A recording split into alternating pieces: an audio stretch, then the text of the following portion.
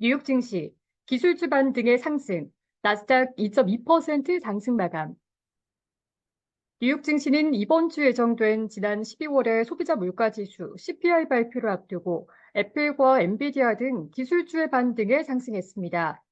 8일 뉴욕 증권거래소에서 다우존스 30 산업평균 지수는 전장보다 216.9포인트, 0.58% 오른 37,683.01로 거래를 마쳤습니다.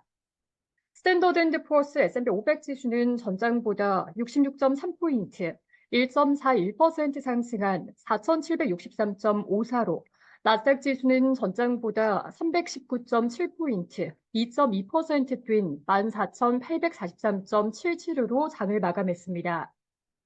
투자자들은 12월의 물가지표와 주 후반부터 본격 시작되는 기업들의 4분기 실적 발표 등을 주시하고 있습니다. 개장 초부터 다우에 편입된 보잉의 주가가 큰 폭으로 하락하면서 다우 지수를 끌어내렸으나 애플과 엔비디아 등 기술주가 반등하면서 주가가 오름세로 장을 마쳤습니다. 보잉의 주가는 최근 이륙 직후 여객기 동체에 구멍이 난 737 맥스 9기종의 운항 금지 소식에 8% 이상 하락했습니다. 애플의 주가는 혼합 현실 헤드셋 비전 프로를 오는 2월 2일 미국에서 출시할 예정이란 소식에 2% 이상 올랐습니다. 애플은 6거래일 만에 반등했습니다. 에버코어 ISI는 급락한 애플을 저점 매수할 때라고 조언했습니다.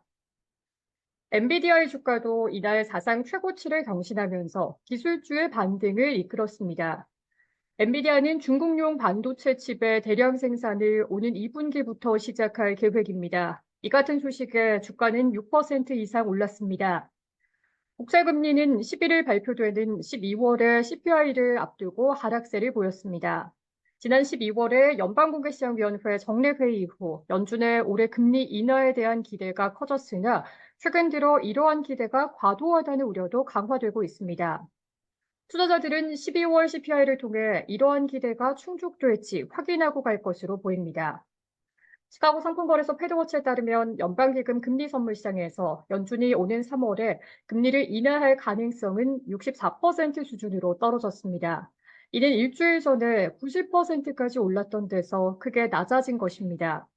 월스트리트저널이 집계한 바에 따르면 이코노미스트들은 12월에 CPI가 전달보다는 0.2% 오르고 지난해 같은 기간보다는 3.3% 오를 것으로 예상하고 있습니다. 이는 전달의 0.1% 상승과 3.1% 상승에 비해 오름폭이 강화된 것입니다.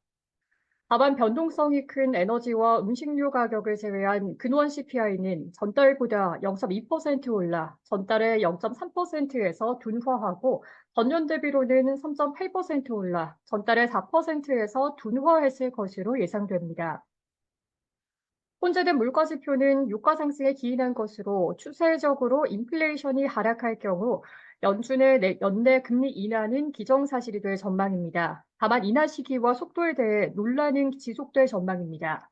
다만 이날 뉴욕 연방준비은행이 집계하는 소비자들의 미래 인플레이션 전망치를 반영하는 장단기 인플레이션이 크게 둔화한 것으로 나타났습니다. 뉴욕 연은의 작년 12월 1년 기대 인플레이션은 3%로 2021년 1월 이후 최저 수준을 기록했습니다. 3년 기대 인플레이션도 2.6%로 전월치인 3%보다 0.4%포인트 낮아졌습니다. 역사적으로 새해 첫 5거래일간 주가의 움직임이 그 해의 성과와 상당한 상관관계를 지닌다는 분석도 나왔습니다.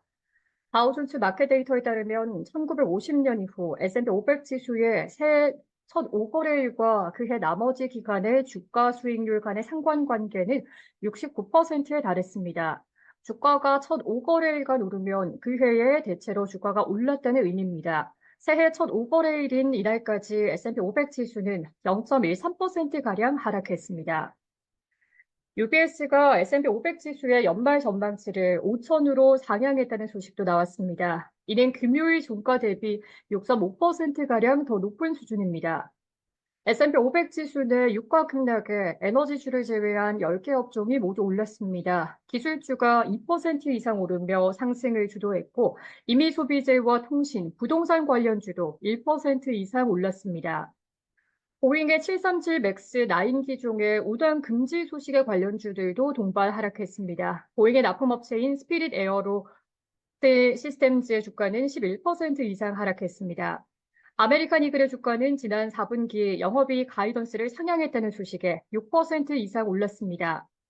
머크앤코가 암 제약업체 하푼 테라퓨틱스를 인수하기로 했다는 소식에 하푼의 주가가 112%가량 올랐습니다.